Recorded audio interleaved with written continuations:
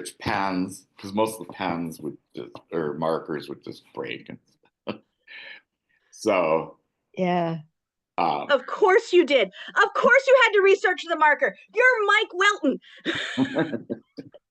Right? I have a lot of markers. Right. yeah. Right. But I've watched his process and documented his process, and it's very thorough. You know, that you like a process. So it'll be fun to present.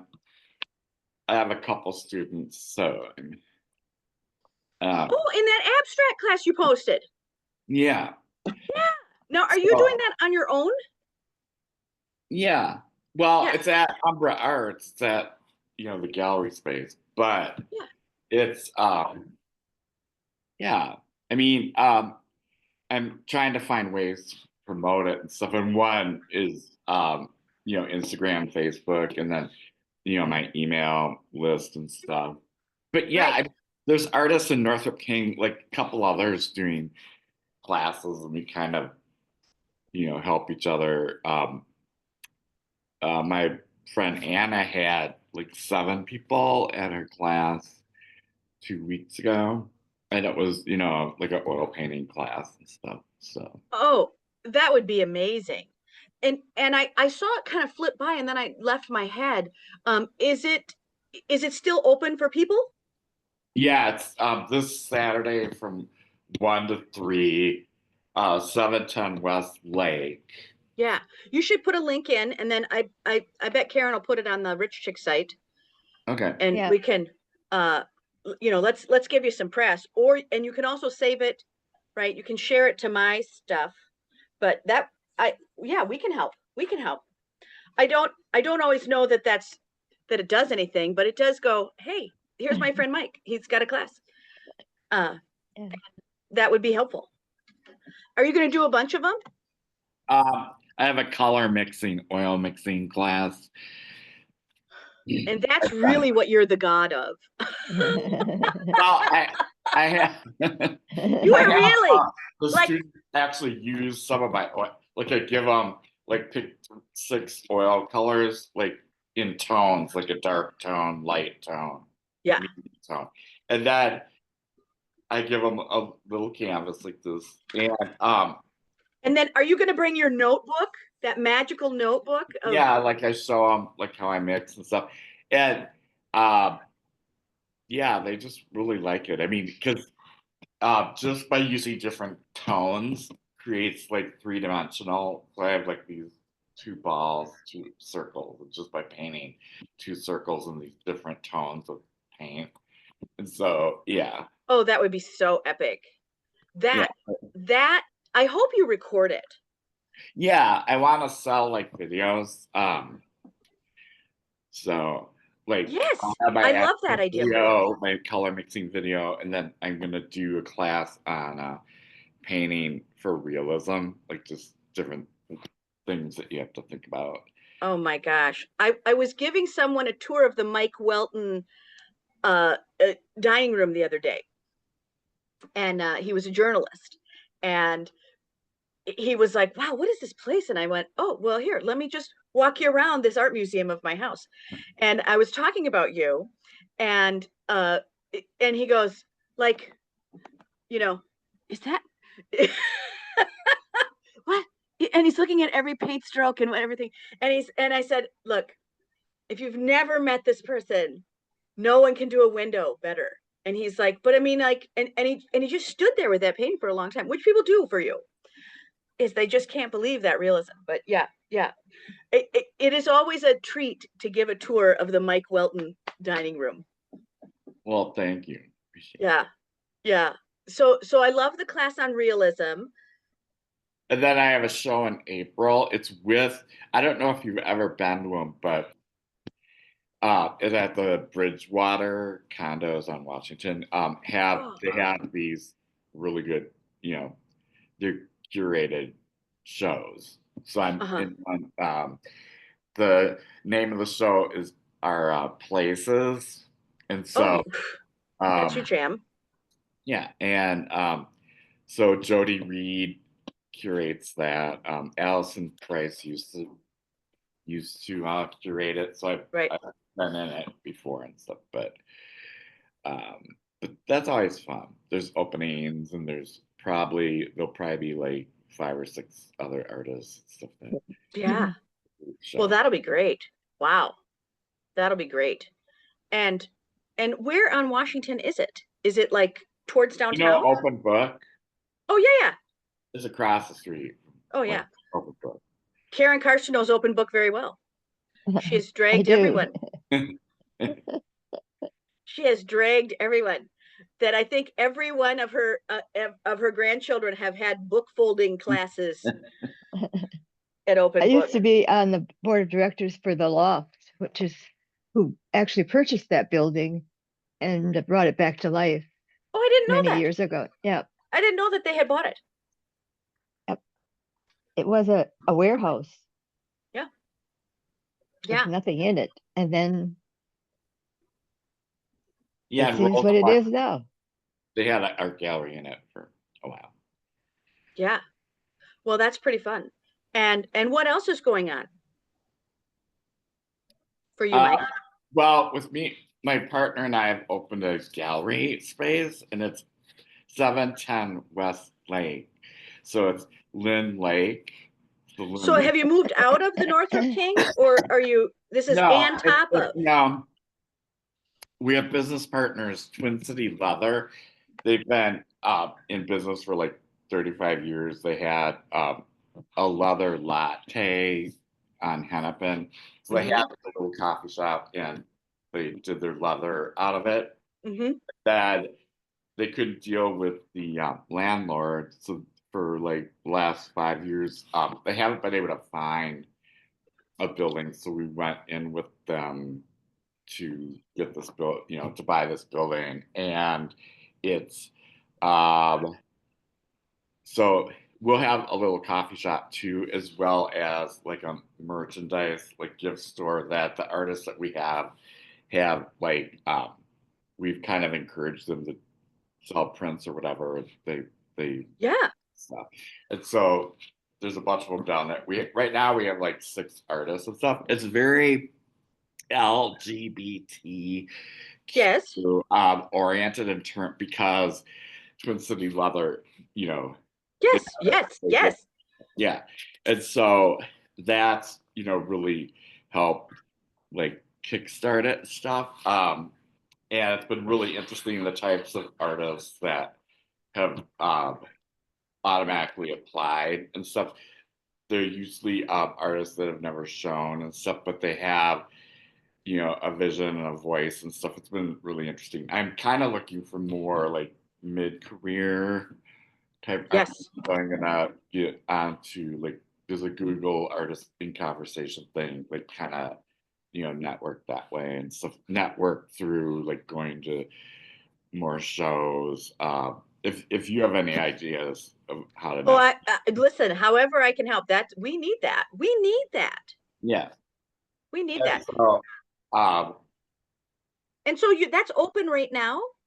Yeah. So there's an upset. I'm actually gonna have an opening for artists because our opening was over Art Attack. Too hard. A lot of the artists from NKB couldn't go. So I'm gonna have like an artist opening. But I want our new show, like we have a call for art going on. So I want that show to be up as I invite, the art community in. And I'll probably do like every 3 months I want to invite the art community some part of it or some aspect of it. Right. Okay, I think I have a little I do the 12-week accountability group, and I think you're in that group on Facebook. I think are you in that 12-week accountability Facebook group? I know of it, but Okay. So anyway, if you just send me that stuff, I'll post it there. But there is someone that's in that community, Ty Pania. She has. Yeah, I've heard of her. Yeah. So Ty Pania has some other things going on, but she has a magazine. And it's a creative magazine. And I think that would be a good fit for you to have her send out to her community. And And Roxanne would be another good fit because, you know, she's, Yeah.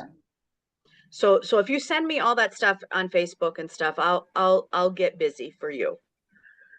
And I'll send you pictures. It's a Oh, I'm so excited. Yes. Right. You could actually look down and people can kind of look up at the gallery. And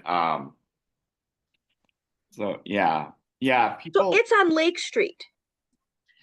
yeah, like do you know What's the address know you just where told me? it's Greek to me used to be? Yes. Okay, it's like two buildings down going towards uptown more. Oh, so it's not where Sunsight Books used to be. It's the other way. So is it going towards, so that, is that Lindale? That's Lindale. Well, it's on Lake, but you know. Yes. So it's on Lake. Well, the sushi place isn't, so it's like Greek to me used to be there, then there was one more building, and then there was like a restaurant at the end. Are you at the end? Is there parking on the other side of you? Uh there's parking on the other side of like um Oh, I can't wait to go see this it, place. it used to be Penn Cycle. It used to be um if that rings a bell. Like Wow. there's Okay, multiple but I can't wait to find out what this is. yeah. And so our opening, like you couldn't even get in the door. There were so many people, but it was all, you know, GLBT, like leather. Yeah. Right. You know, it's like, you know.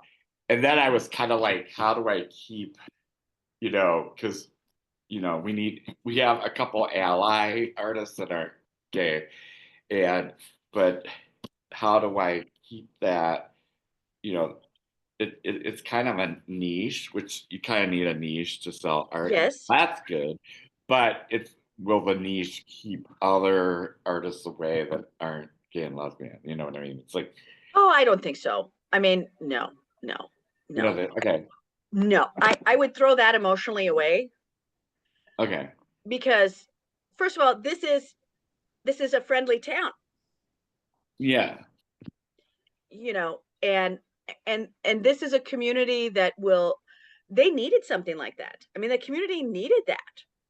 oh yeah, yeah. We Like have people that say that every day when they come in. they need It that. has a it has a really like, you know, living room, like real cozy Right. feel to it. Right. So it's But a place people will come back to, especially if there's a coffee shop. Well, do you remember that coffee shop that Roxanne used to have with her partner? That it was a trans coffee shop, and it wasn't that far off a lake. And it died a few years ago, but it was also like that's why people went there, because it was a safe place. And I yeah, think there that you will fill a hole that was yeah, there. it was a safe place, and a lot of entrepreneurs are like, "Oh, coffee shops they close, you know, a dime a dozen." It's like, Whoop. Hold on, I gotta answer this. Hello. The guy is there. Oh, okay, hold on, I gotta be right back. Pounding on the door. Okay. Oh, but there's a note there that says come in, because I'm in the middle of teaching a class. You have so many exciting things going on. I don't know how Okay, you keep it hold all on. straight. All right, let's make sure he's I know, me neither. It's like because it's stressful. It's kind of stressful because it's it's so many doing like new things I Yeah. didn't normally do. What a contribution to the community. Yeah, it's kind that kind of keeps me going, knowing that it's helping and it, you know, Uh, something. Um, but the whole like entrepreneur part about it is, I don't really view myself as an entrepreneur. Does she have new dogs? Does Mickey have new dogs? no, Oh, okay. well, I don't know what's new to you. They've had him for a couple of years anyway, maybe 3. Nigel. His name is Nigel, Oh, and that's his bark. is that the poodle mix? The poodle? He's a very Mickey dog. He's pretty active and he's fun. Now that her husband Mark is working full time, he gets a little lonesome. The dog does. Um, Yeah. But Mickey works more from home than anywhere else. So that's, you know, he just goes up and lays by her desk. I know it's pretty cold. That when it gets cold, my dog kind of gets sleepy and likes to sleep. But she's a bull terrier, so she's constantly needs to play ball, play.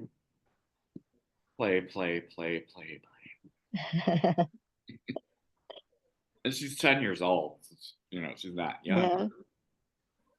She could fool They anyone.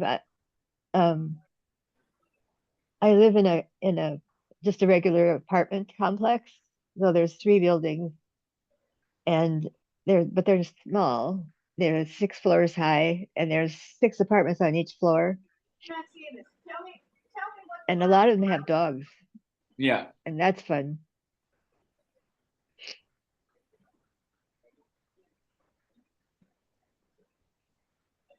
Yes, I know, but And she's a purebred. I rescued her, but she is a purebred. So she has like eye problems, like different. Because purebreds tend to have more problems. Yeah, purebred dogs are more prone to some Right. physical difficulties. I had a an old English sheepdog that lived to be 13 and he had hip dysplasia and they were able to treat it somewhat, but at the end he was just, in pain. And to be 13 and be a 95-pound dog, that's Oh. yeah. But he saw my husband through so many illnesses. Oh. Yeah.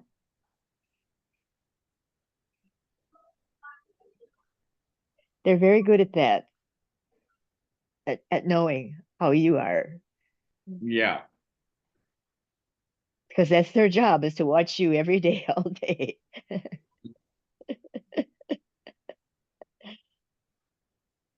Yeah, and get her to eat her kibble. Like I had to put egg in it or pumpkin, something.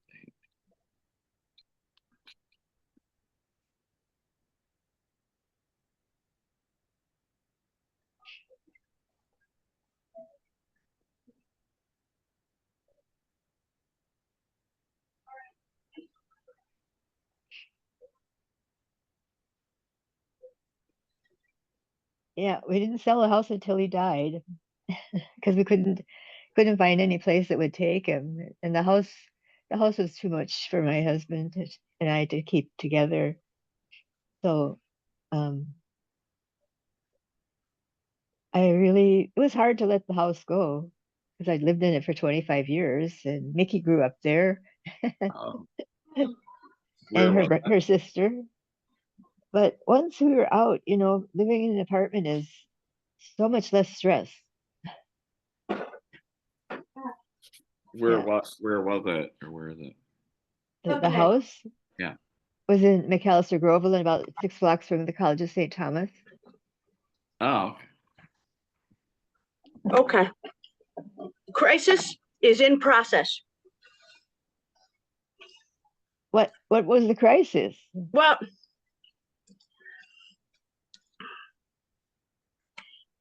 our dishwasher so my husband has a job. He just scheduled a person to come repair, and I'm like, that's terrible time. Don't do that. And he's like, can't change it. Okay. So they sent us a part for this thing. He schedules it during this time.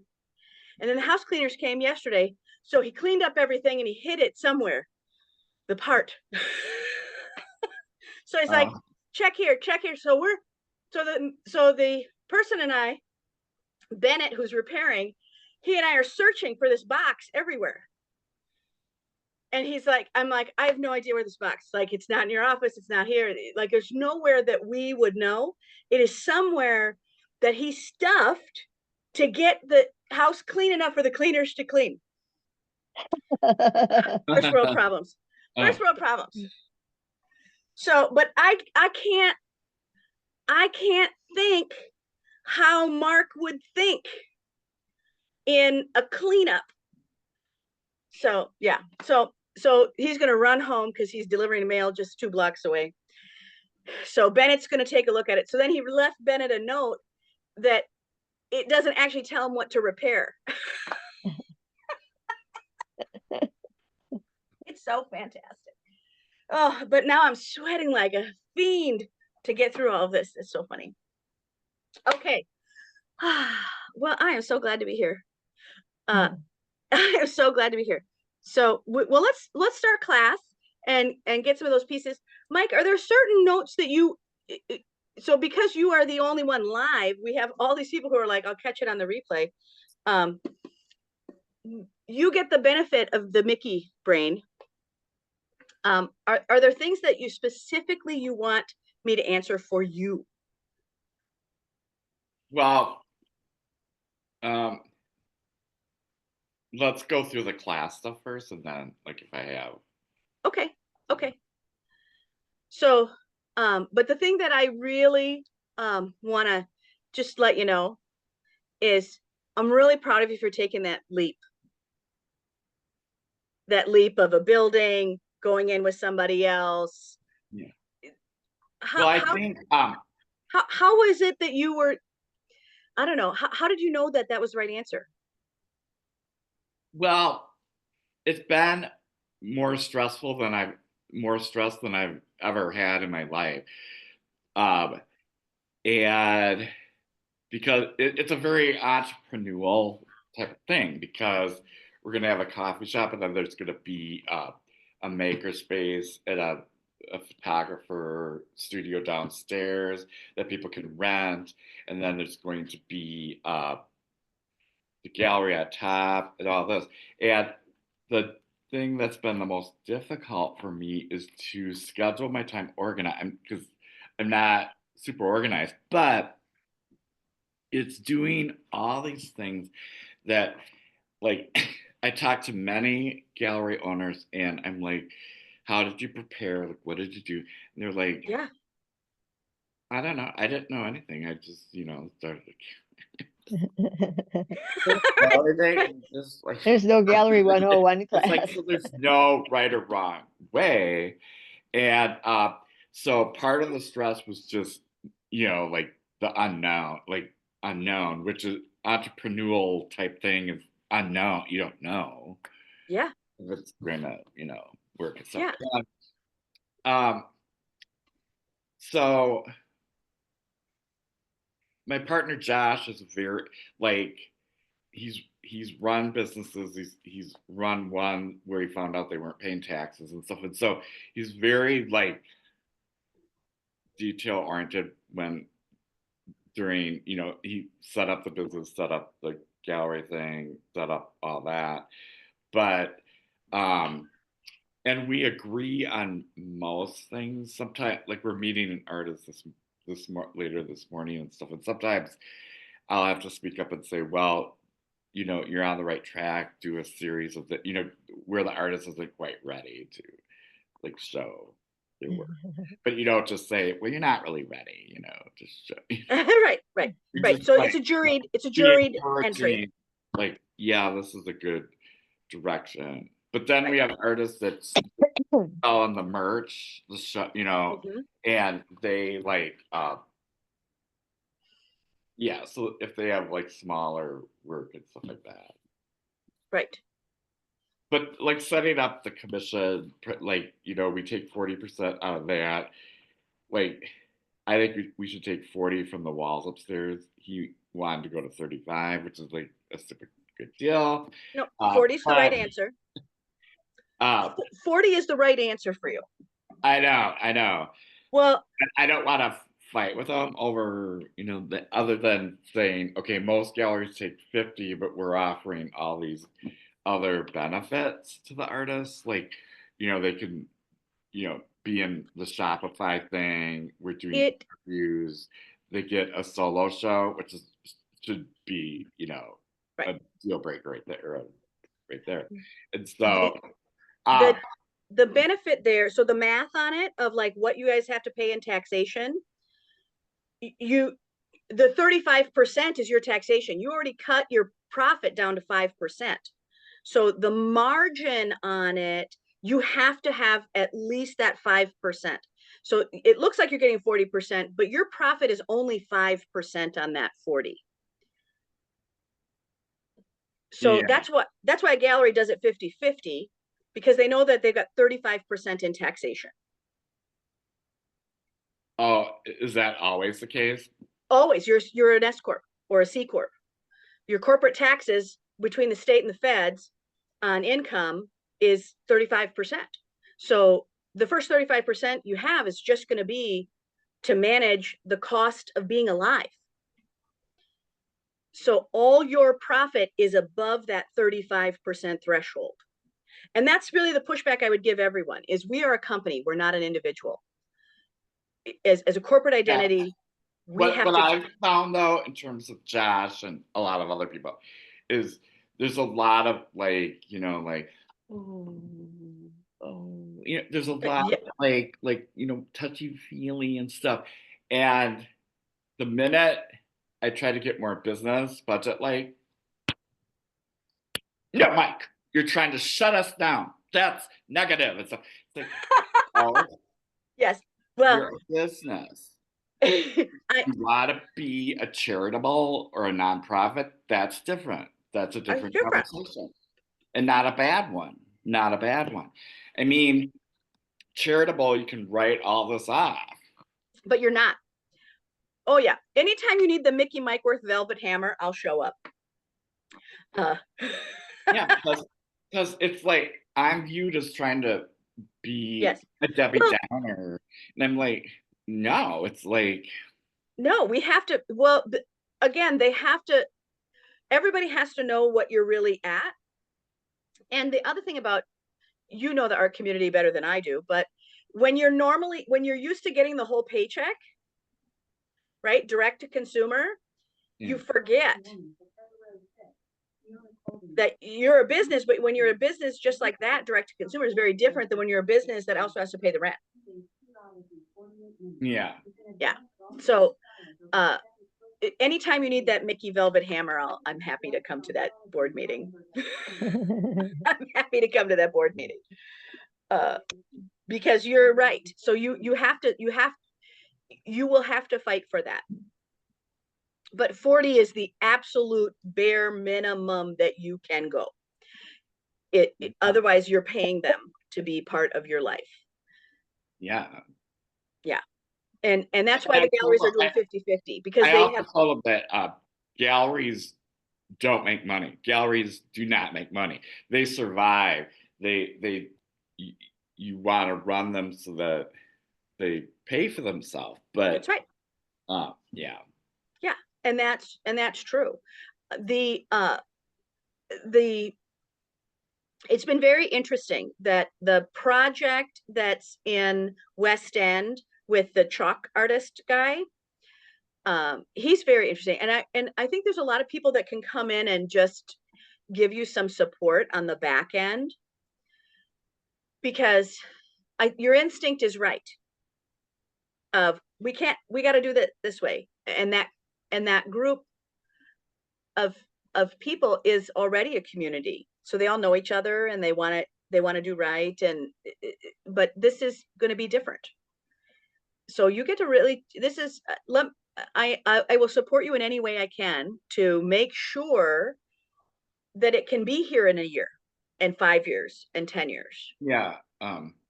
Because fiscal responsibility will allow it to thrive. Yeah. And you've done a lot of work in this. I think finances are they're such a trigger. They're a trigger for everybody. Like, oh my God, I can't look at that. Like, it's like, it just brings on this, rush of anxiety and stuff that people don't want. But I'm not saying that happens to everyone, but so it's hard to. Oh, I have it a happens to a feeling lot of, it doesn't affect Josh. It affects him a certain way. I'm not sure. I mean, but he's certainly not been afraid. But I have to. I don't want to come across as like, no, I don't want to do it your way. But that's why you said what you said. It's like, no, it's called a margin. It's just it is what it is. margin. It has to be that way because it's kind of when you're looking at ROIs, return on investment and stuff. Correct. It's But like, only a math person would understand margin is different than the math. Right? So margin is, what does it cost you to produce that opportunity? So you have to have that. So it even understanding margin would really help everybody to go, we're not doing this on profit and loss conversation. You're building a business on something called margin. yeah, it's not a profit and loss. It's a margin. Right. And so profit and loss is kind of like when you just throw it in, right? I paid this, you paid this, right? What did I got? Right. And that's kind of what you're thinking about on that ROI. But margin is like to say, look, what does it cost us to deliver this product? Yeah. Right. Margin is, we've got to pay taxes, we've got marketing, we've got overhead. What do I have to sell this item at to get all of those other things back? And margin is the greatest. I love margin.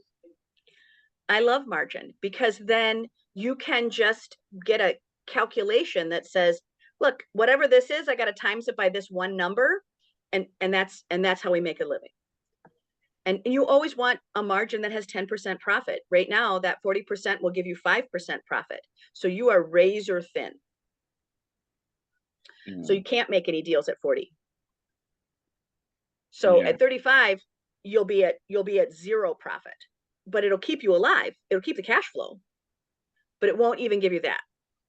But that's why everyone else is 50-50, because they need that 5% of wiggle room to get 10% of profit or 10% to run the business. Yeah. So yeah, great. Yeah, stay strong. I'll stand with you.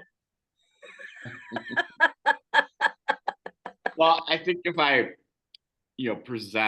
present it that way, Yeah, just to go like, look, this isn't about good deeds. This is about, we've got to really get this working. So, all right. So that is there. So I'll also give you some time management tools today. So I'm going to go to the class. okay. And we'll see what's in there for you and all the people that are watching. So for those of you who are watching this morning, Mike has given you everything you need to know on what are the types of questions that we really end up having here.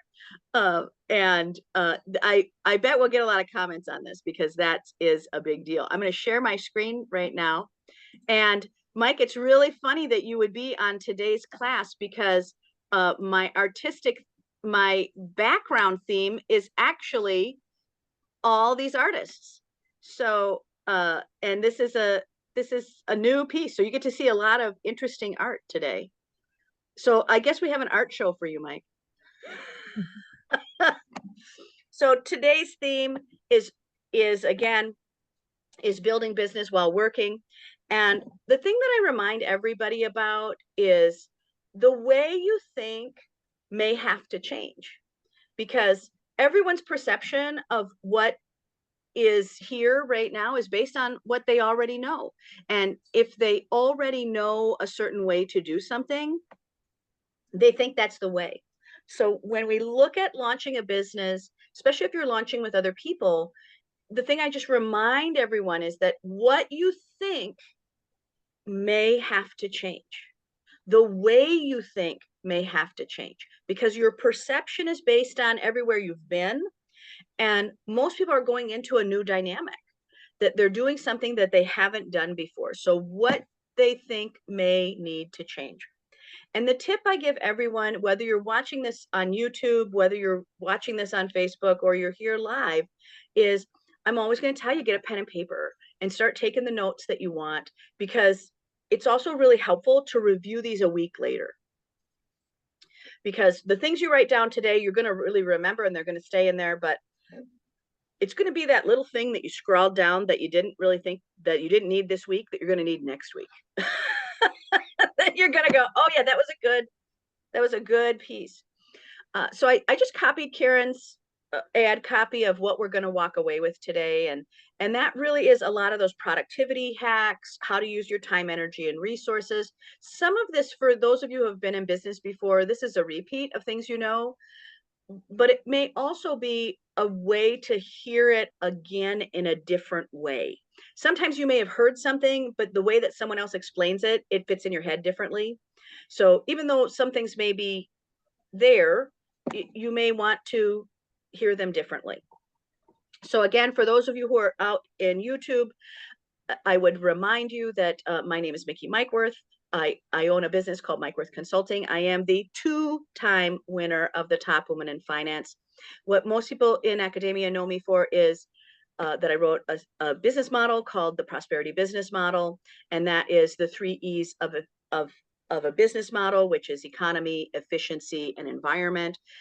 And it's basically this: there's a kinder, gentler, thoughtful, more loving way to do business in the world, and if you do business that way, you'll probably make more money. And we've watched it work for years. So my offer to everyone in small business is keep going, find a new way, show up in class, watch this video, do these things, because every little bit that you earn from learning, you will earn, right? So all your learn will turn to earn. And that's a big deal. And then I put in there my own plug that a lot of times you will see me doing a Google review for a small business and taking some pictures. And my reviews, I had this big goal that I wanted 1 million people to see my photographs. And I'm about to hit 9 million this month. So that was a big win of just being able to go, how can I help as an individual? And that's also one of the things that you can do for your small businesses that you like, is just take a picture, give them a review, especially if it's new. They need a Google review, and they need a Google review that's a lot bigger than just, I love the chicken. Because the SEO is going on those reviews now. So when you say something like, hamburger near me, it's going through all of those reviews. So it's also about magnifying with intention. So when we're talking about prosperity mindset today, we're really going to be looking at, right, it's the ability to magnify from a set of values and vision. And that ability to magnify, how do you become prosperous? Well, there's a lot to that. And it is that ability to say, there's this one dot in my life, and this is how I'm going to magnify, because this is how I want to be or see or we in the world. So prosperity mindset is a helpful tool because it allows you to really build in a way that is an alliance to who you are. And the first thing that I remind people, if you have even stayed in this conversation of this class this far, is thank you. Thank you for being here, but thank you for being a person who's willing to take action on dreams. It's a lot of effort. It's a lot of stress. We heard from Mike earlier. This is so stressful.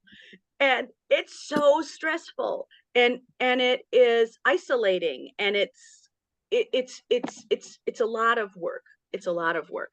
So today, again, I do a lot of photographs, but today I have this sweet little artist that I am loving, and these are some things that she has created for a creative marketplace.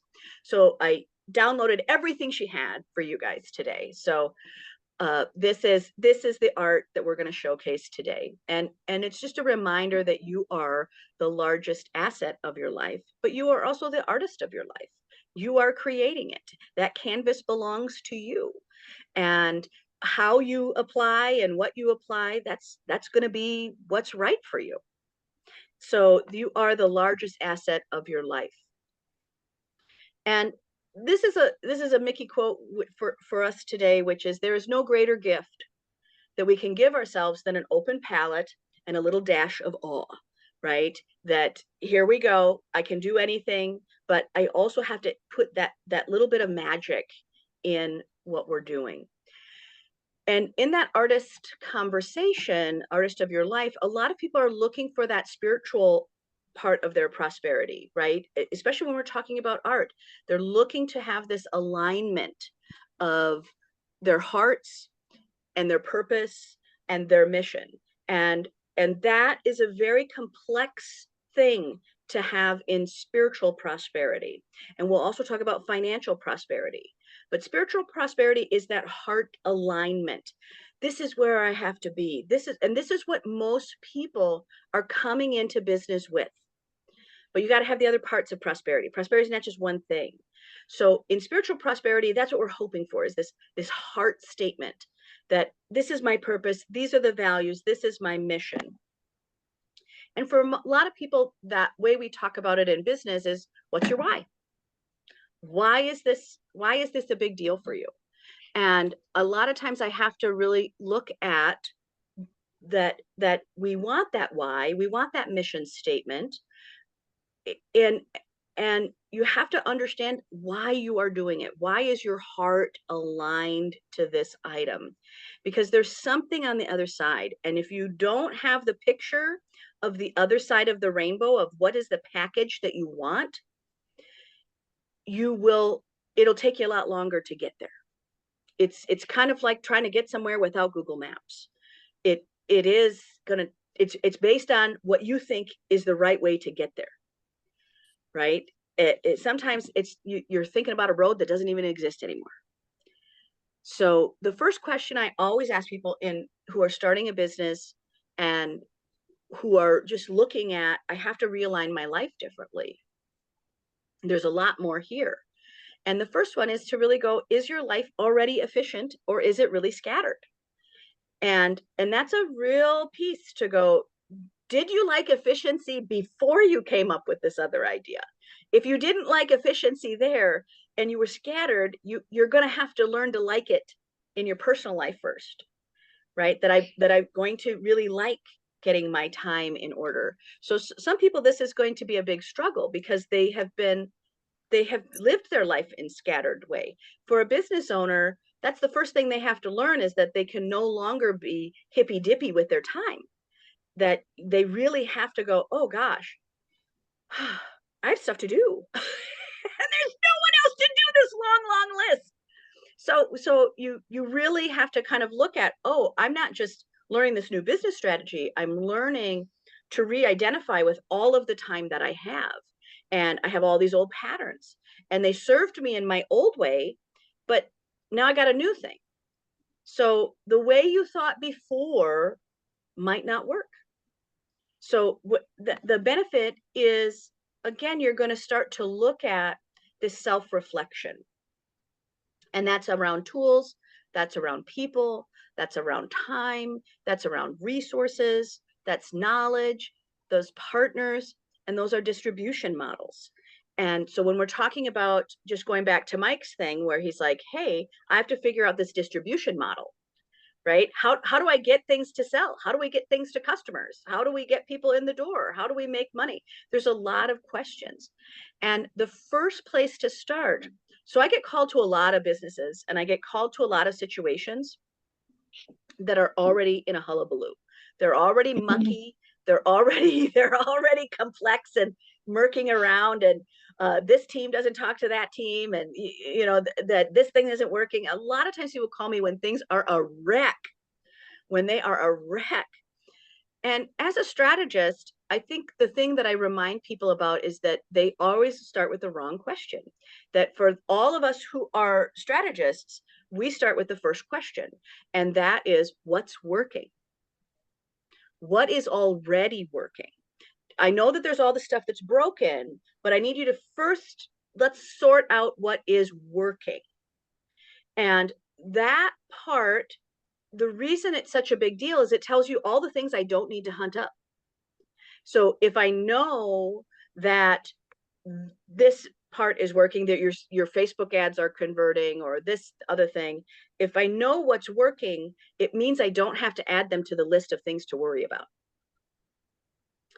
And I also get to look at the things that are working and find out why they're working. Because they're working because Joe likes to be on Facebook, or they're working because Jill likes to do math. You know, that what's working, and then I start to find out why those things are working. And that gives me the process I need to make all of the rest of the hullabaloo start to work. And so the way I start doing that is an inventory. What are the tools that are already here? What are the people that are already here? How is their time being used? What are the resources that I have to grab from? Who are these? Who has knowledge? Who are the partners? Sometimes these are knowledge partners. And how are you distributing now? Do I have to physically be there? And that doesn't even account culture and all these other pieces. So the first place to start from a strategist point of view is to really make that list of what do you already have and what's already working. And then we start to go into that financial prosperity. And that financial prosperity is, I think, the piece, exactly what Mike was talking about earlier in the video, which is, I got to know how to make profitability. And in order to do that, you have to understand margin. But it also is, we have to have financial reserve, we have to have credit lines, we have to have a flow of resources, that we have to have foundational wealth. That the example of Mike buying a building with his friends is, that is a sign of foundational wealth, that if they can just keep that building, there is something that's going to be there whether or not any business goes in or out, right? So that there's foundational wealth. And in financial prosperity, we also talk about a direction of resources, and really putting that direction of resources towards stability, or sometimes towards growth. A lot of times, if we're lucky and we have enough profit because we've taken care of profitability and financial reserve, if we've had enough profitability, we get both. We get to have stability and we get to have growth. The reason that you are looking at margin is because if you have the right amount of profitability, you get both. You get the ability to be stable, and you get the ability to grow. And that's why you fight for the first line item, which is profitability. And profitability also gives you the ability to have a financial reserve. And that financial reserve, again, is like, what happens if there's a down month? What happens if a pipe bursts and I got to close the store? You know, what happens if, you know, something else is there? A financial reserve gives stability. It gives stability. Credit lines give stability. Even if you're not using them, I don't need you to use them, but everybody has to kind of figure out what are the tools that are there. Every business, it doesn't matter who you are. It doesn't matter what you're doing. If you're in that startup phase, the thing I absolutely need you to spend the most time on is distribution. How is that customer going to buy something from you? Not what are we selling? It is distribution. How do we get whatever we have directly to the consumer? And that's distribution. So are they going to buy it online? Are they going to buy it off of an Etsy store? Are they buying it from a brick and mortar? Can they mail order? Can we have, you know, are we having a book launch? Are we having a pop-up? Are we having product that's here all the time? Are we insuring that product in our building? Are we not insuring that product? So there are a lot of conversations around distribution that also apply to how are you going to insure your business, right? That if you filled your building with $100,000 of product and the fire alarm goes off and those sprinklers start pouring, you've got $100,000 of wet product that needs to be replaced. So just even having product, what do I do with it? So, you want to think about distribution models, and that distribution model is the key to every startup. That when you look at startups that are dependent on an outside resource that they don't control, there's a risk. And so you have to look at the risks in your distribution model. So I'll give you an example that's very popular here in Minnesota, which is called the farmers market, right? The farmers market is only open so many times. It's Minnesota. It's cold here, that you have 5 months of the year that people are going to wander to that location to buy. So that's only a buying thing of 5 months. But that distribution model is people that are going to walk away and they're only in that market. If you're only selling in one physical location, they can't buy from you elsewhere. So they also wait until you come back to the farmers market. And everybody that works at that market knows that if they haven't seen their customers in 5 months, they're going to buy 2. So the first few weeks of that farmers market, they're going to sell huge. But by the time we get to the end of summer, they're not selling as much. So every distribution model has its own pattern. It has its own pathway. It has its own way to think. The farmers market on the first few openings, our crops aren't even in yet. So they have limited things that they're selling. But those people who are selling bakery and other things that are made, they're going to make a killing. But they're not going to make as much at a different month. So when you're thinking about your distribution model, think about when you're selling, who are you selling to, and what is their incentive to buy it at that time.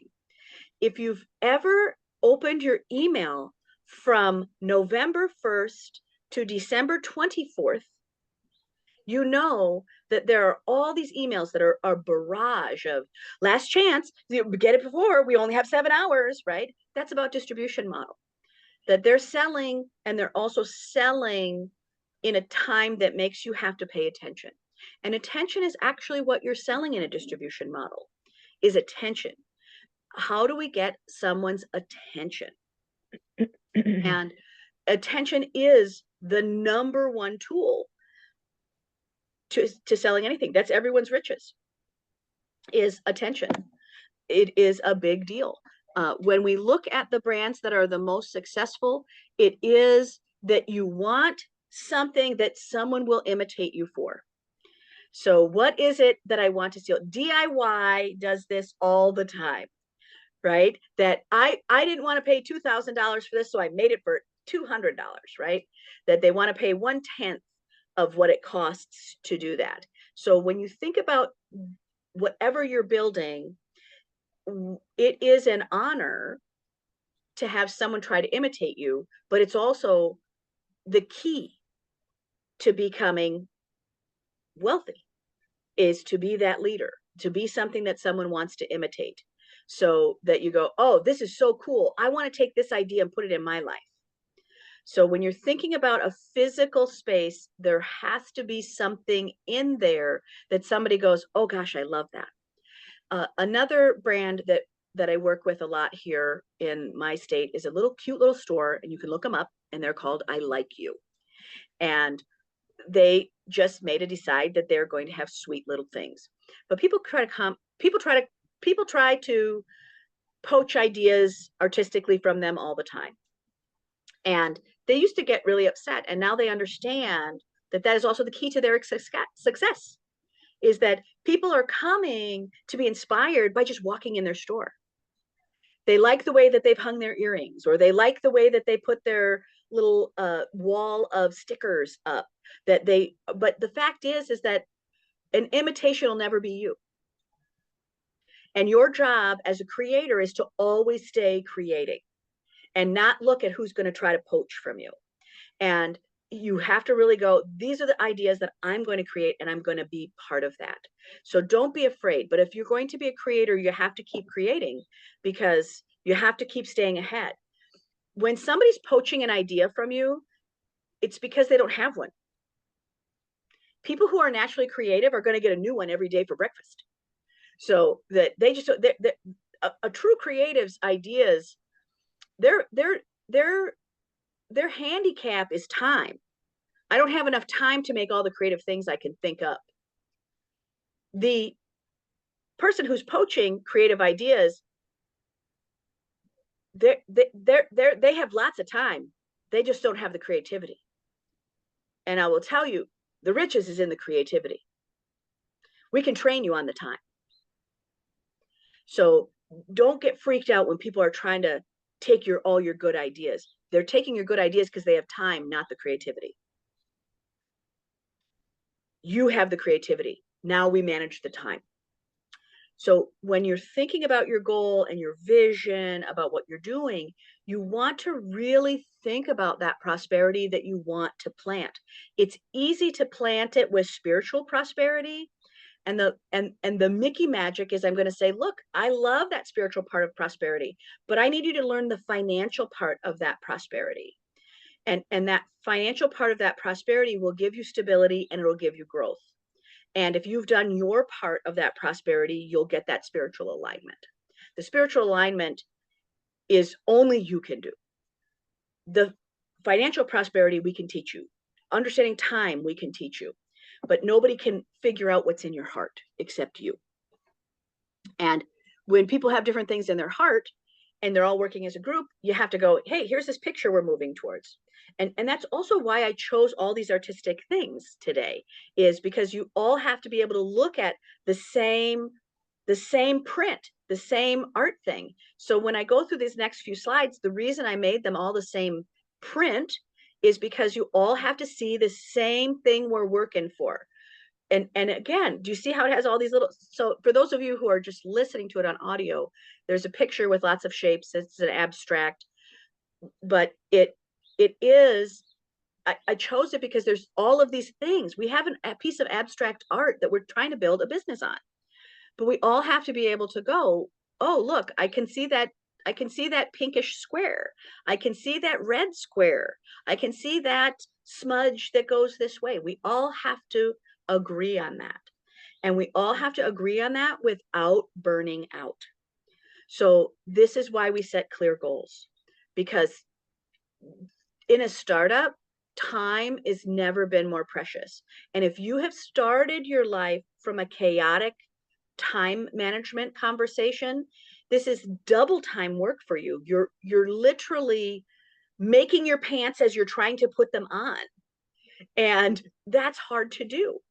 So you want to be very clear on what are your main priorities, and then what are all the things under that. And so setting clear goals will help you align priorities and to say no to activities that don't contribute to that activity. And I literally, when I'm working with teams and we're trying to work through another process that I teach called Loving Dominion, that I go, look, this is the goal line. We have to get to here. If you're doing something that doesn't get you to this other side of this goal, we're not doing it. Because right now we're in a critical game. We've got to get through this one set of things. So yes, these are all great ideas and all these things are true. And yes, I want all this other stuff. We'll put them on this list over here. But we're only focusing on those tasks. All those great ideas we want, but I want them on a different list. And our focus is to say, let me capture everything that you're giving us in great ideas and new ideas and all of that yumminess. We need to capture those, but we need to focus on these other pieces that are going to give us that financial prosperity today. And that prioritizing effectively, it just actually, for me, right, it just lets me exhale. It lets me exhale to go, yes, I love your beautiful, smart mind on all these ideas of how I can build this and do this and blah, blah, blah, blah, blah, blah, blah. And I want to capture those ideas. I want them later. And I literally keep a notebook of them. because I want all those ideas. And that's around understanding a capturing method at that startup. And then saying, here's our focus method. And that's what goals do. But it's really in that first section, it's sorting those two out. And if you're in business with other people, you have to also capture that in some sort of physical, visual image that we can all agree on. Now, when I look at low stakes wins, I look at the 2-minute rule. And the 2-minute rule, if you're going to start somewhere, it's the one that everyone can start on. We have a 2-minute rule. And that is, if any task takes you less than 2 minutes, just do it right now. Just do it right now. Just do it right now.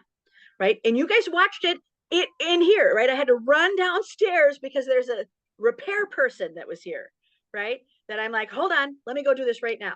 So he's at the wrong door. I had left him a note. It was a hullabaloo, but it just took me a couple minutes to run down there, talk to him, figure it out, and know that I can't fix it. My husband's going to have to come home from work to do it, right? That 2 minutes bought us this whole time that I could teach without being freaked out. Okay, we got it. So when you're thinking about the 2-minute rule, it will always take less time to do it right now than it will to rally back to it. So what ends up happening is everybody goes, oh, this 2 minute, this 2 minute, this 2 minute, this 2 minute, and they start stacking up. And now I got a whole day off filled with garbage I got to do. Right? You save all these little tasks. And then when you have all these little tasks all piled up, it just feels like a monster, a little bitty monster that kind of, I don't like it. I don't like all these little tasks to do. And so if you just start ticking them off, right? Let me check my email. Let me do this. 2 minutes is enough time to do a lot. The other thing I talk about is, again, delegating and outsourcing. Delegating tasks, we hear it all the time, but most people don't actually know how to do that. And you will have to find your own version of delegating. And when you delegate, people are like, oh, I'm pushing it off my plate. So if you've ever lived with someone who is a crumb swiper, right? And I do this, as soon as I tell you this, you're gonna notice every crumb swiper in your life, right? And that is somebody that sits on your table and they've just eaten something with a lot of crumbs, and then they just take their hand and they wipe them off onto the ground. And I go, you know those crumbs that you just wiped off on my floor? They don't just miss it. They don't magically disappear, right? They don't magically disappear. Now you've given me the chance that I don't wipe them off the table. Now I've got to sweep them off the floor, right? That comes towards you. Right? Just sweep those crumbs off. Oh, they're out of the way. Well, no, they're out of your visual sight. They're not actually out of our life, right? So those crumb sweepers, I remind them, can you just give me your placemat? That's why I have a placemat under your thing. Because all those crumbs that you made, I'm going to pick up your placemat and I'm going to bring it into the kitchen and I'm going to put them in there. And now I have a clean floor and a clean table when I walk back, right? So when you think about delegation, it is that crumb sweeper. A lot of people think delegation is just sweeping those crumbs off the table. Well, they have to go somewhere. Somebody has to go back and check in on those. So when you think about delegation, you have to think about delegation and review. So if I'm delegating it, I also have to assign a time to review that task. So yes, I'm giving this to Marge to do, but I'm also giving myself a time to check on Marge's task. Or I have to teach Marge to give me an update, right? But delegation always has another step to it. So when you're outsourcing or whatever, you have to learn to delegate differently. So sometimes delegating things are really easy, right? We had a housekeeper, right? So somebody comes and cleans the house. So, okay, great. I don't have to do that. And they're much faster at it. One of the reasons that I like to delegate things is they will have this house clean top to bottom in 90 minutes. I can never do that. It would take and because they got a cleaning crew of 3 people and they're going to come in and do all of that work, they're done in 90 minutes. That I would have to give my whole Saturday for that. to do all the work that they did. So sometimes delegating is buying your own life back, because I can't do it or they can do it faster. So think about why you're delegating, because if I'm delegating just because I don't want to do something, it's very different than this person has a skill and they can do it much faster. And they do a better job of it. I am not a good cleaner. I am not as good as someone who does it for a living. So my house is cleaner, it's done faster, and I get my whole Saturday back. Great. That's when a delegation is working really good. And so when you're thinking about outsourcing, right, that's really outsourcing is going, I'm not going to do that anymore. And inside the house, we're going to hire somebody from outside to do that. So sometimes outsourcing is hiring a designer to design your stuff. Sometimes that's somebody hiring someone else to do your newsletter, to set it up, because you need a constant contact, or a survey monkey or something like that. Outsourcing those things, I will tell you that paying someone $35 to just $35 an hour to put together your newsletter, you'll never spend better money. And that's the going rate these days. You can have somebody put your newsletter together, you give them all the stuff and they'll assemble it real cute. And for $35 an hour, they'll start to put it together and they'll hit send, or they'll hit here, review this. So it is a lot of those entry level ways to get things outsourced are worth the money. They're just worth the money. Non-essential tasks. You have to really understand non-essential tasks, because non-essential tasks is a lie. It's really essential tasks that aren't really the things that run your business. So they're considered non-essential tasks. So when you are thinking about essential, I need you to think about the things that only your brain can do. So when you are thinking about the things that only your brain can do, so example today, right? My husband had a part, he moved it away. That there's none of us could do that task because he hid it somewhere, right? That he hid this box somewhere in the house and none of us can find it. So there's only one person that can find the box that he hid. Okay, so when you're thinking about that part, you're thinking about essential. What are the things that only you can do? And that's the first list, right? Only Sarah or Jane or Mike or Bill can do those things.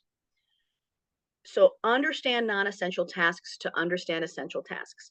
Non-essential tasks are things that you might, do I have to have a car wash today? No. Do I need a car wash? Yes. Do I need to run that errand? Maybe, right? Do I want to clean my own house? I don't have time to do that. But do I want to live in a clean house? So there's still tasks that have to be done, but they're tasks that don't just require your brain. That's why TaskRabbit was invented, right? That TaskRabbit is just it's still here. It's still alive because people are still using it. So again, on how to make progress without burning out is, again, you have to have self-care. That when you look at how many things that I manage in a day, how many calls I manage, how many other things, you have to say, look, there's time I have to step away and take care of myself. And that part is actually, I remind people that when would you like to be loved by yourself? So if you were getting loved by you, do you want yourself at the end of the day when you're kind of crabby and you're hangry? Or do you want yourself in the morning when you're bright and cheery and you still like the world? It's that way. It's a form of self-love, but it's also self-love for the things you're trying to build. Don't try to work on your business model when you're hangry. Don't try to do those other things. The reason that you're doing self-care is so that you have enough of yourself available to do the other things you have to care for. It's not self-care because I just think that going and having a pedicure is going to solve my life. It is self-care so that I have enough time so I can care for the things that I need to, that only need this person. So it's, I think people forget what self-care is about.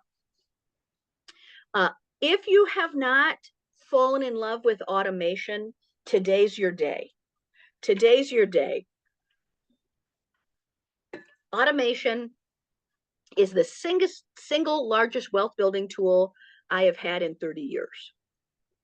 So if anybody has signed up to have your payment just automatically sent to something, that's automation, right? I just go online and now my Amex will pay itself, or that I will put $25 a month into my savings account, or I'll put $200 a month into my retirement account.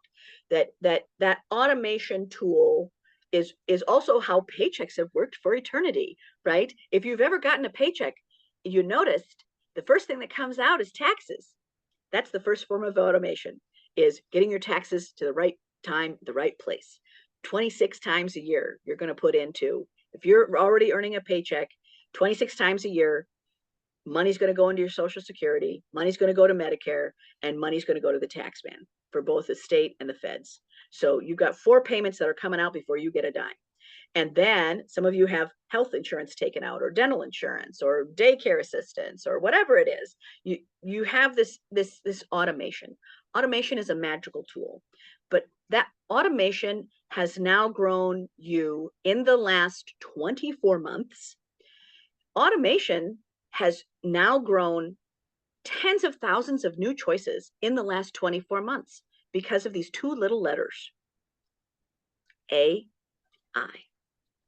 So now everybody's websites can have autoresponders on them. They can have a chat box. They can have a frequently asked questions. Hey, here's a FAQ section, an FAQ on, if you have a brick and mortar, I would just put yourself to the test, which is fill out an FAQ section and then measure how many times people go to look at it. Because I guarantee you it's more than you thought humanly possible. FAQs are some of the very best things, especially if you are dealing in questions around, I'll use Mike as an example, right? Of like, what does juried art mean? How do I get my thing in there? What are the rules? So if you have a business model that's a little bit complex, or you're teaching classes, or people want to know stuff, think about everything that they want to know. Do I have to buy my own art supplies? Do I have to do this? Understanding the FAQ is also, 1, it saves you time. 2, it's an autoresponder. It's an automatic thing that somebody can find that information out first, and they don't need to stop your flow to get into their flow. So if you're teaching a class, what are the frequently asked questions, right? Who's teaching it, right? Or what are the art supplies there? Or how long does it last? Can I take my stuff home? There are so many things that happen in an FAQ. And if you have something that has some complexity to it, you'll want to really get in on those autoresponders. If you've ever bought anything online, right? We are all looking for that autoresponder, right? I filled it out, I sent my order in, and what do? You instantly go and you pick up your phone, or you look at your other email and you go, okay, did I get an autoresponder that says your order has been received? If you don't get that autoresponder, you're a little freaked out. So autoresponders are the life force of digital business, right? We all look for it. We all look for a tracking number. We all get the message, your order is shipped. And now if you get an Amazon package and they put it on your front doorstep, they take a photo of it exactly on your front door, because the minute you get that autoresponder in, you want to know, is that my door? Did they put it on my door?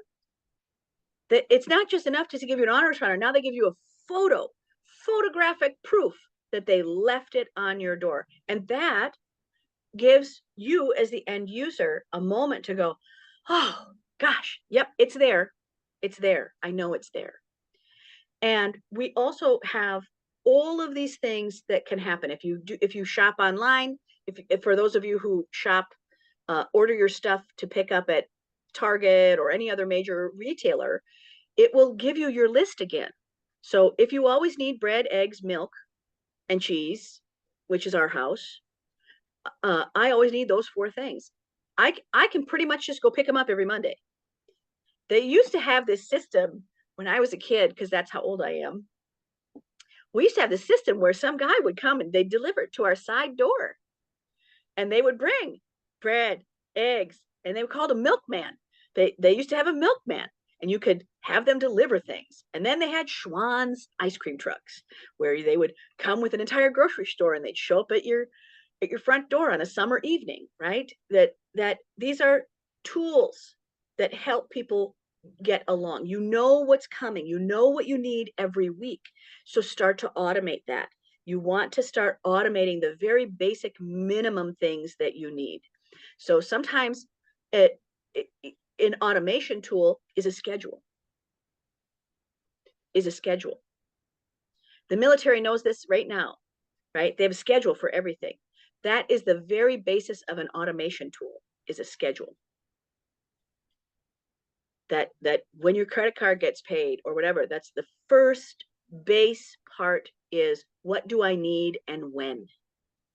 What do I need and when do I need it? I know that a gallon of milk only has so many 8-ounce glasses in it. So if I drink a cup of milk every single day, I'm going to need a gallon of milk. If both my husband and I each drink 1 glass of milk a day, I'm out of milk every 3 days. So start learning automation. What do you need to know? Just the simple thing of me telling my husband, never buy 1 gallon of milk. Never. Do not walk through that door without 2, because you know, and because if you want an extra glass, our system's not set for that. So understand your automation tools. When is a newsletter going out? When are you doing the updates on the website? When you have to schedule things. And that is about a routine, right? That's about putting a routine together in your life, and that's putting structure. When we started this conversation, are you someone that's already working on efficiency, or are you someone that's scattered? A lot of people look scattered, but they actually have little patterns. So that they actually get up a certain way, that they make some coffee, and then they have this little ritual. So if you have a little ritual around beginning or end of your day, you kind of already have a structured routine. So if we have to change your morning ritual, it will be disorienting. And that is something that you will have to fight. So if you were used to having your mornings to just stare out the window and have a cup of coffee and maybe watch the cat for just even a half hour, right? You had that breath, and now you don't get that. It's disorienting. So it's not about being lazy. It's not around taking on responsibilities. It's not about this other thing. It's about what's the pattern that you have as a ritual. We have to honor that pattern to be able to add a new one, or to be able to say, oh gosh, I don't have that pattern anymore, but I still need that pattern maybe on Thursdays and Mondays. Right? So it's really looking at those rituals are often the things that support you being you. If you are someone that needs a minute, that can't go away completely. So you're going to be establishing little routines, little rituals of how you do it. Most store owners have a little ritual when they open their shop, right? That they're going to right? They're going to put in the code to get into their building. Then they're going to turn off the alarm. Then they're going to drop anything that they've carried in to from their house. Then they're going to go make sure the bathroom's working. Then they're going to turn on the lights, right? They have a little ritual. And that little ritual in business, we also called an SOP. The letter S, the letter O, the letter P. And that's short for standard operating procedure. So for those of you who are working with other people, that she had to learn, everybody had to learn, all the people that I know that have a brick and mortar, when they went to go hire their first person, they're like, I don't know, I just opened the door. I just open up. No one else knows how to open up. Nobody else knows how to do that. So you have to write a little procedure. Okay, you type in this code, then you step inside, then you type in another code and turn off the alarm. Then you go turn on the lights. Then you go do this, right? You have to have these little things. So the reason that you're building routine is also so that you understand what is your responsibility to do and how long does it take? You know, she's like, oh, well, it only takes me a minute. But when we actually timed that person on what their setup was, it was 20 minutes for her to just go in and get feeling real. They got to put money in the till. They've got to take it out of the safe. They had stuff to do. They had stuff to do. So that's really looking at that routine. A routine is going to help you understand what you're doing. And then the other part of that physical, people go, oh yeah, go out, take a walk. You got to be physical. The reason that I tell people that you need physical activity every day as a business owner is because you need that tool to put into your focus. So physical activity is how you get your brain back. So you can't put it last. You have to have a quick walk around the block or a quick walk outside or something.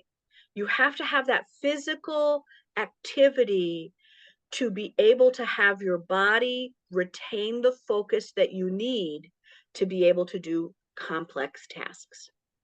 So every person that is in a C-suite, that is in high positions, they know they can't not do it.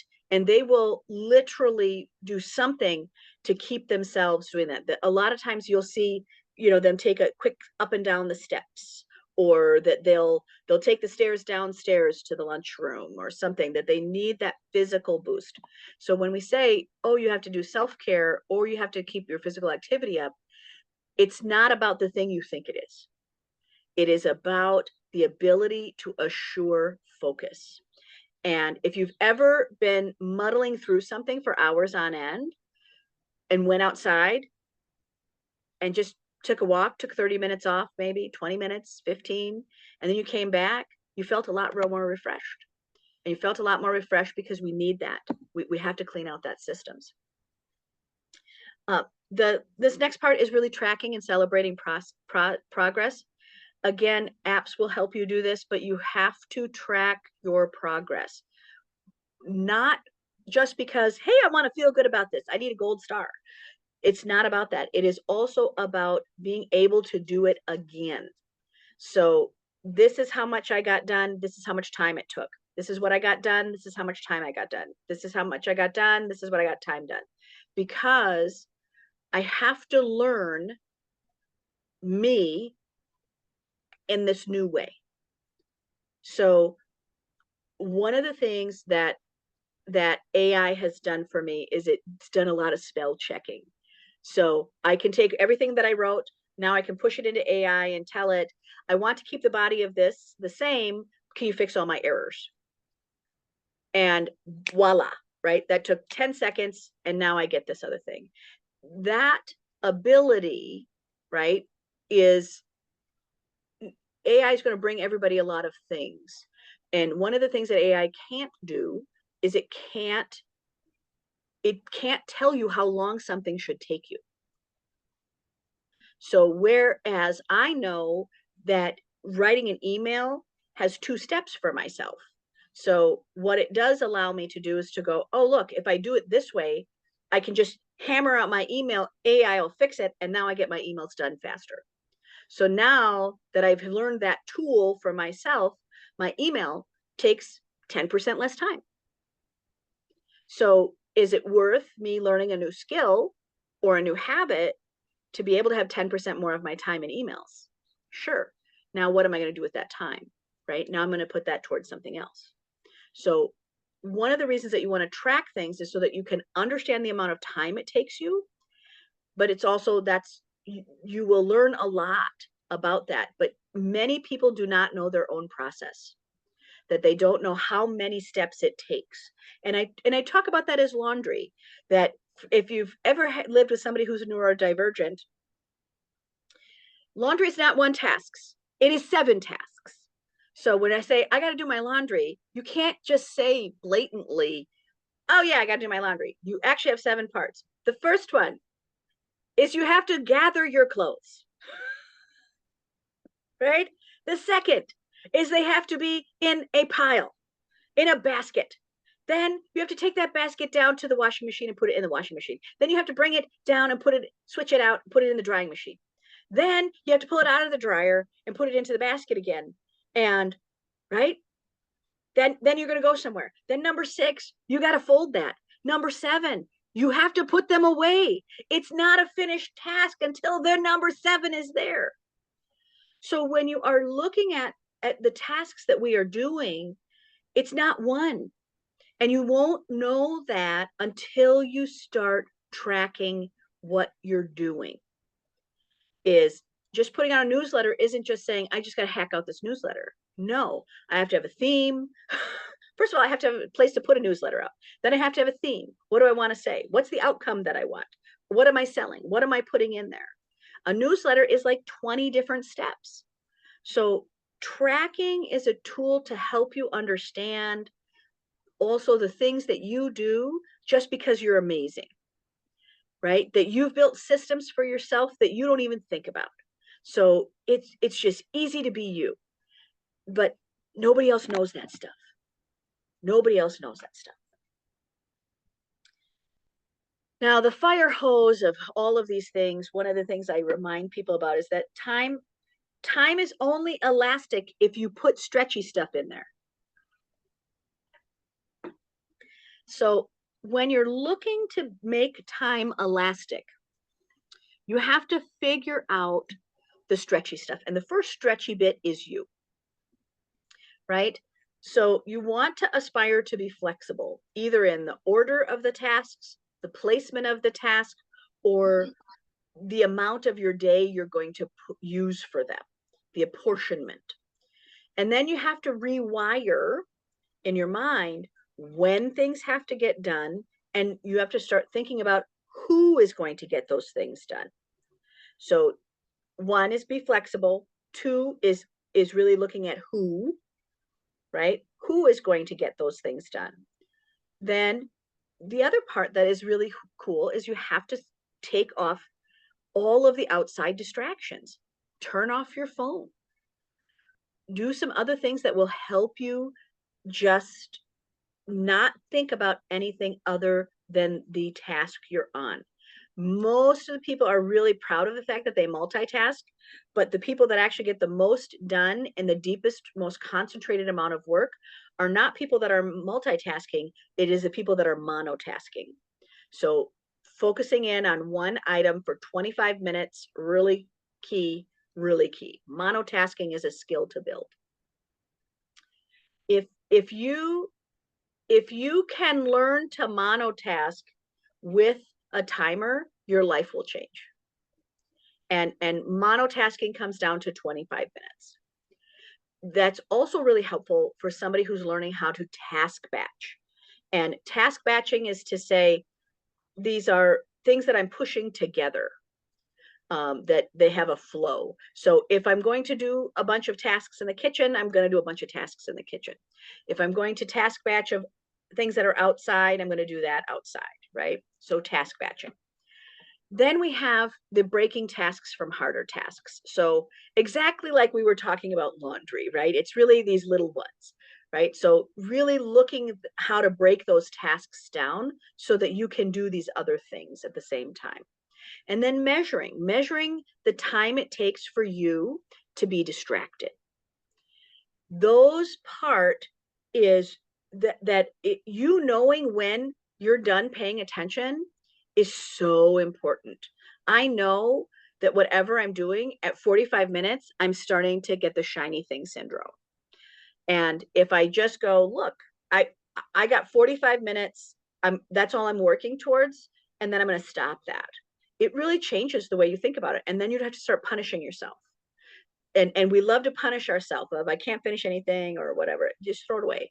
Throw it away and start measuring. And then give yourself some grace on this is all it takes. This is what you got. This is what you got.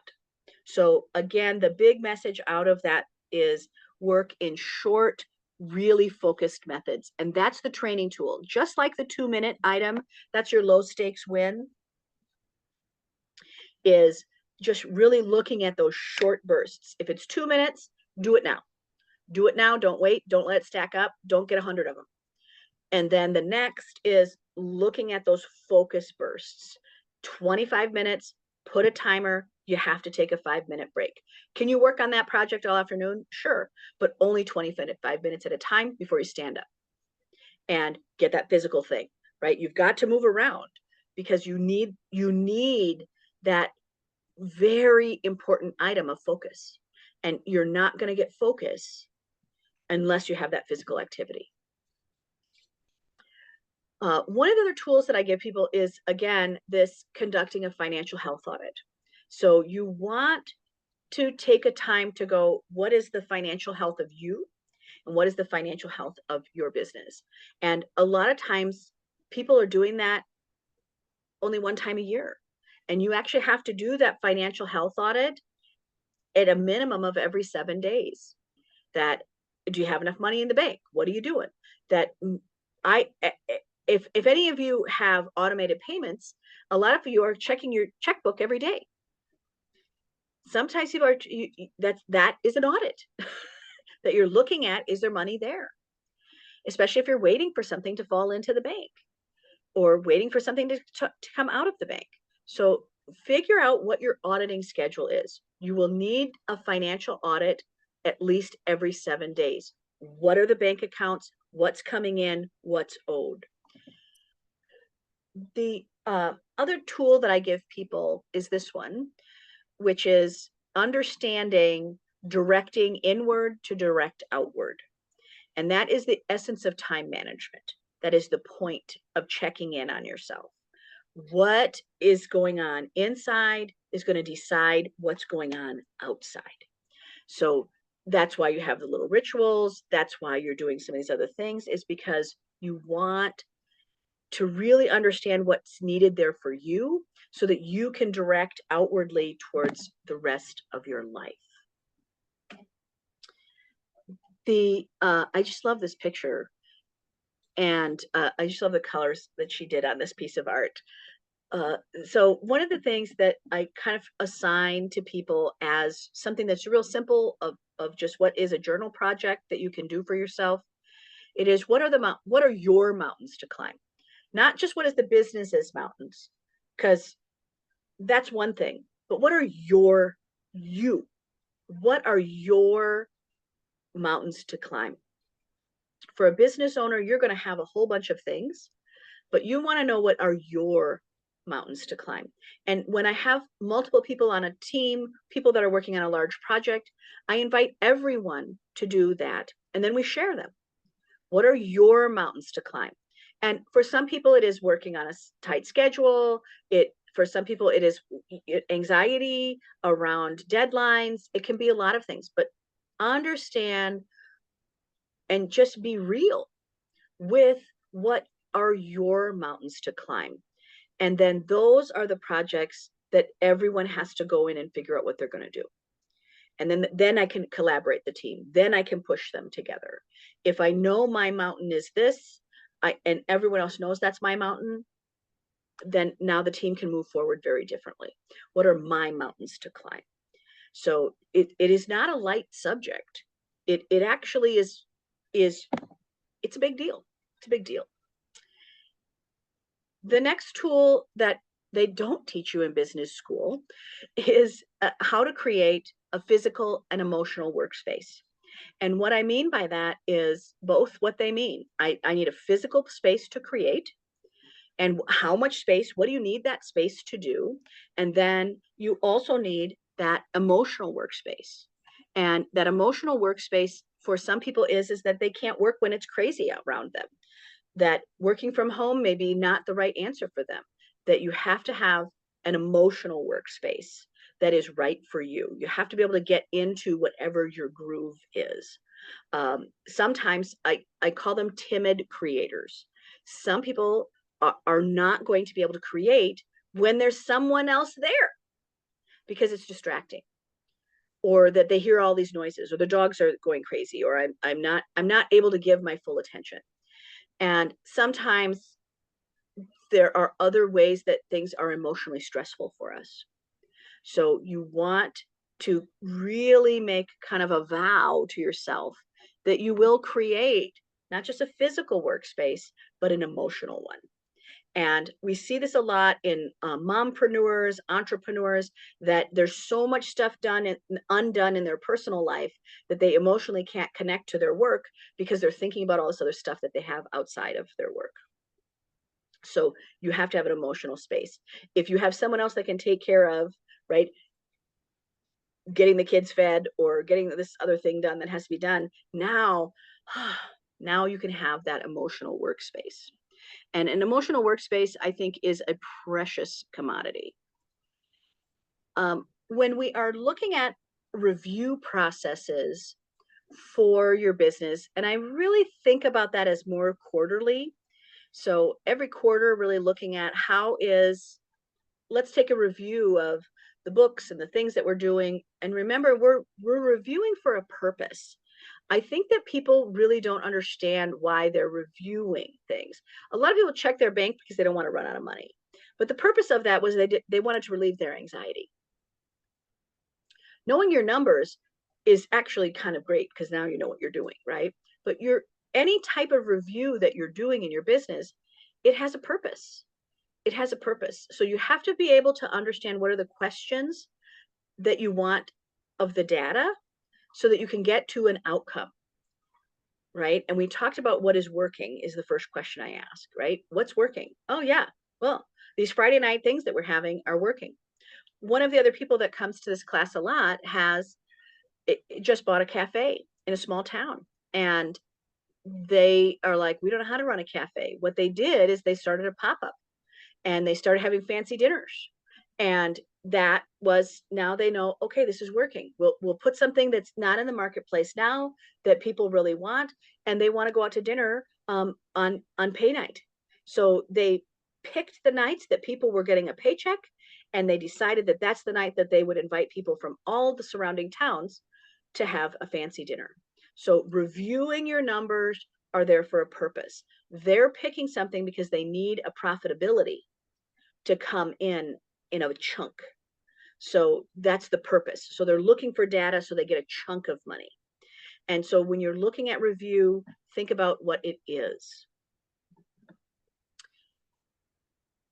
A lot of people are trying to figure out how to manage these two categories of what is a life task and what is a productivity task for my business. And so I put them in this picture of the different squares because you're going to have to fill them out for your own mind, right? What are the life tasks I need to get done? And then what are these productivity business tasks that I have to get done? And separating those two is so critical for your mind because, right, it's all your stuff, right? That you just go, oh, I have all this stuff. Well, no, your business has these many tasks and your personal life has this many tasks. Most people just start to immediately converge all of those things, and it's too muddy. You will lose the crispness of the line. You want to separate them. Here are the things that I have to do for my personal life, and here's the things I have to do for my business. So push those aside. We've talked about linchpins in other places, but again, I want you to think about linchpin as an obstacle for delivery of your distribution. So what are the obstacles that we have of delivering this outcome? So the obstacle for delivery might be your checkout process. It might be something else, but your delivery is the check in the bank. And then I would start looking at how many of your processes need a little rework. They might need to be a little different.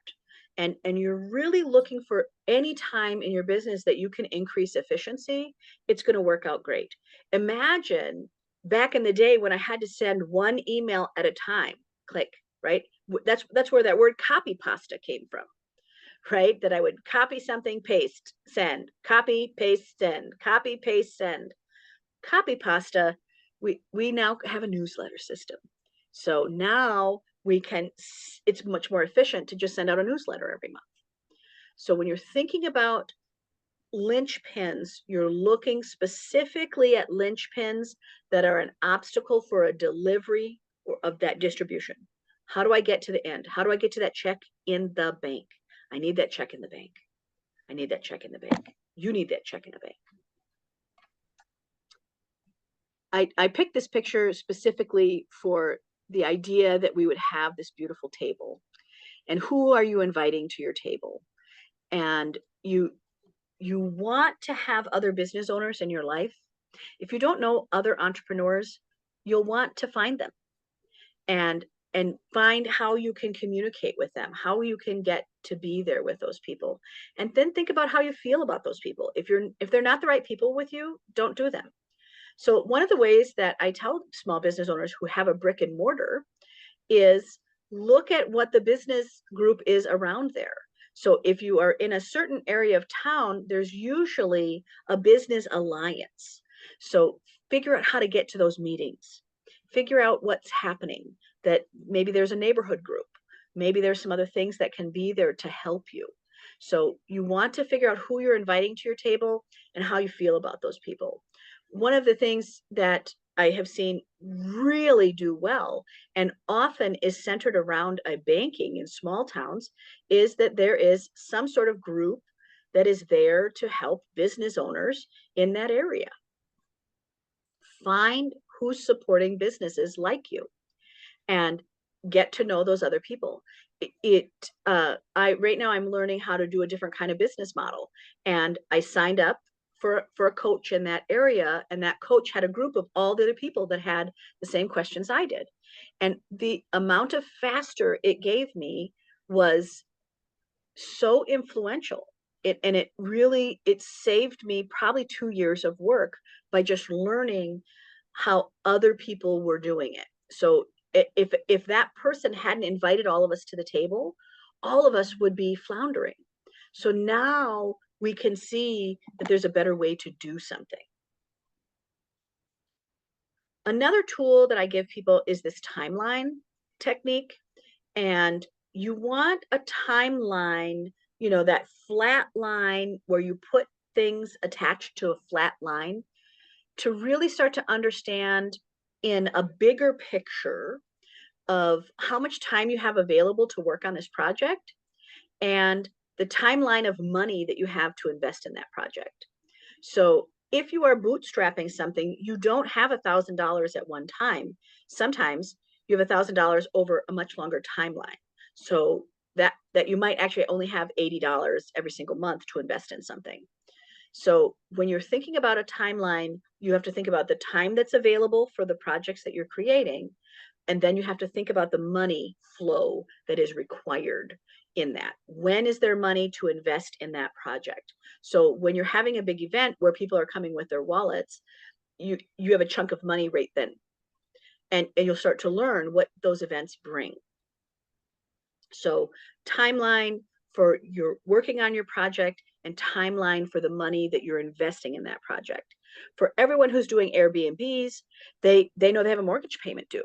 So they know that if they don't have bookings on that by the second week, that they're in trouble. So they look at the first week and go, okay, how many bookings do I have? Is that the money I need to pay all the bills? If it's not, they'll sometimes send out a note to say, hey, this place is open over the weekend. If you need a quick getaway, here we are. So you want that timeline to also know when your bills are due and what you can do to keep that money flowing in the way you need it to. In the way you need it to. So next slide. Isn't this a lot of information? I think you're doing a really good job. So the next thing, and that's why these are fun to pause. This is why we watch them later. This is why Karen records them, is so that because there's so much information in all of this class, you can come back and watch it. And one of the things that we know you rewatch it because we know how many views are here. But one of the things is that you get a chance to go back to a concept and see it again. And this slide right here is one you've seen me a lot to say, but this is the how. How are you going to define a milestone, and how are you going to celebrate it? And how are you going to really pay attention to those achievements? How do I define what's a milestone? A milestone, and if you've gotten badges or things like that, now we have autoresponders that tell us our milestone, right? You have an app that will say, hey, you walked this much time. Congratulations, you hit a milestone, right? Now we are so used to an autoresponder telling us our milestone that we forget to make them for ourselves. So you're measuring something, and you're measuring something that is an achievement. And you want to go, how am I going to celebrate that? And we've talked a lot about an app called Stellar, Stellar. It is a time app, but it's really about chore chart. But you're going to want to find things that you can put on your phone as an app that will help you celebrate your achievements and milestones, because it will automate it for you. It'll automate it for you, right? This is how many steps you've done, or this is whatever it is. You want to put in a tool around this topic, and there is about 40,000 different apps available on your phone that will help you do that. So it's easy. The virtual home. So when we talk about a brick and mortar, I remind them that they think that's their home, is that brick and mortar. And I go, no.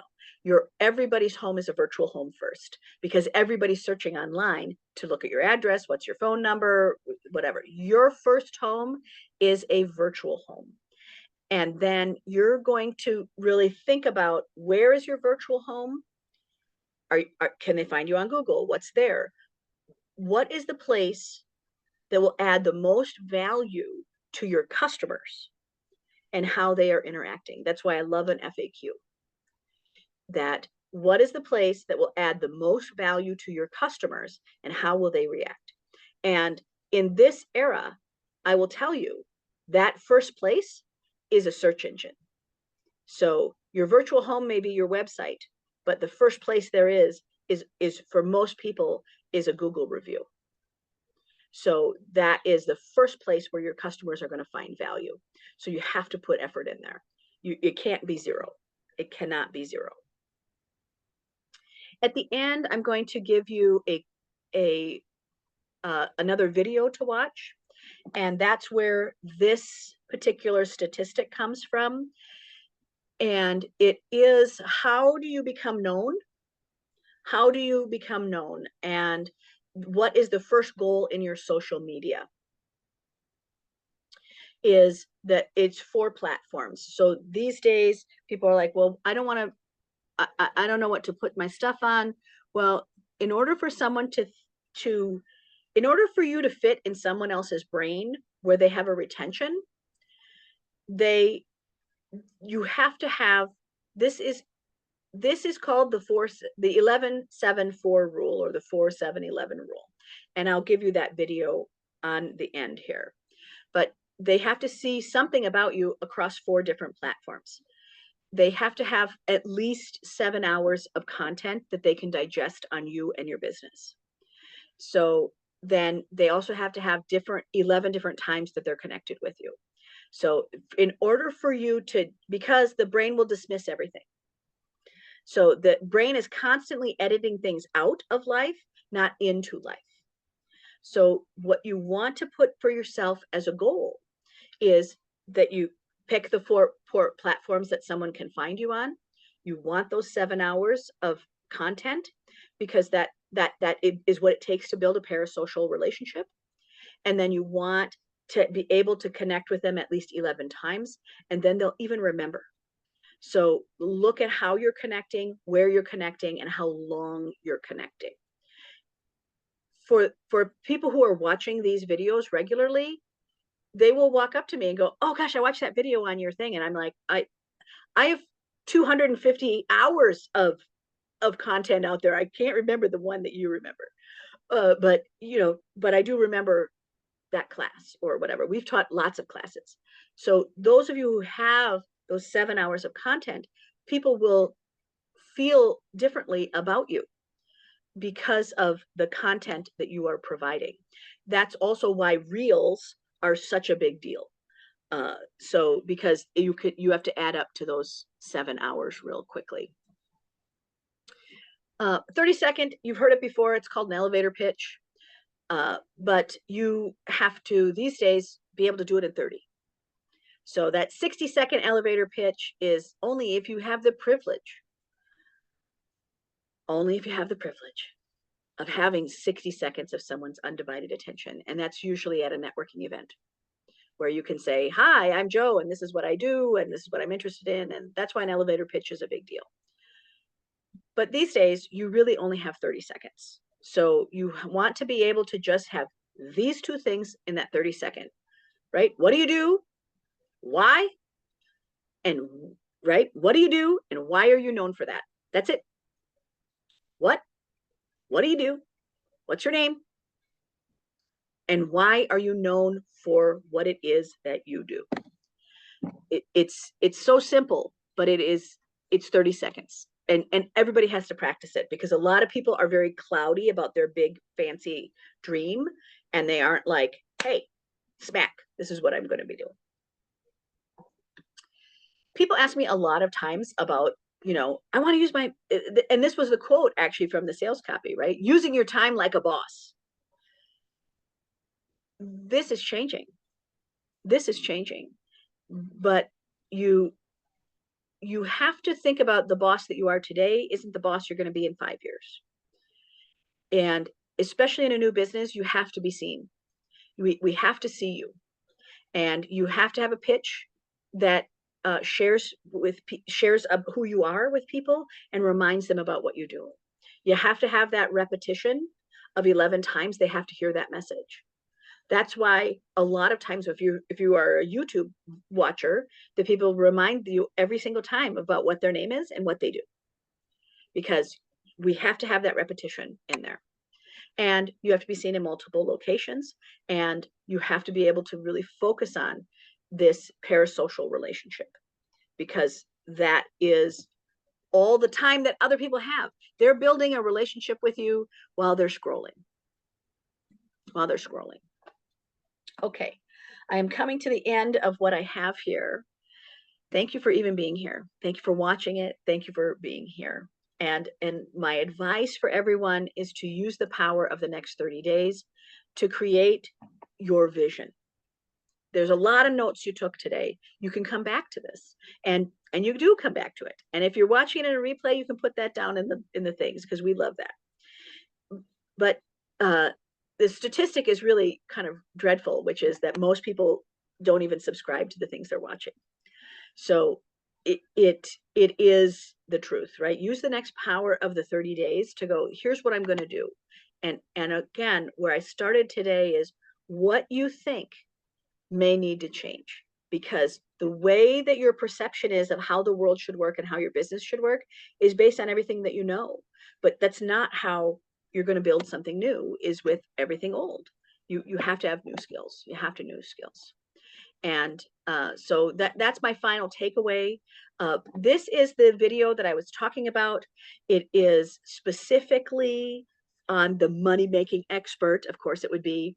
And it is on a podcast called The Diary of a CEO. And it's specifically Daniel Priestley. And Daniel Priestley is really someone that I respect, because he understands a mathematical piece that I really appreciate, which is understanding the difference between a bell curve piece of learning and growth versus an exponential. And he works only on exponential growth. So when you want something that can grow, and a lot of the things that he has taught is how you got like the Grant Cardones of the world and all these other people, is based on Daniel Priestley and some of the things that he's done. So that is one. There's my face 1,000 thank yous. Thank you for being here. If you have a question for me, you can screenshot this or you can call me, but I'm always just so thankful that you are here. So thanks for that. I'm going to try to turn off my sharing right now and come back and just say, thanks for being here. Thanks for being here.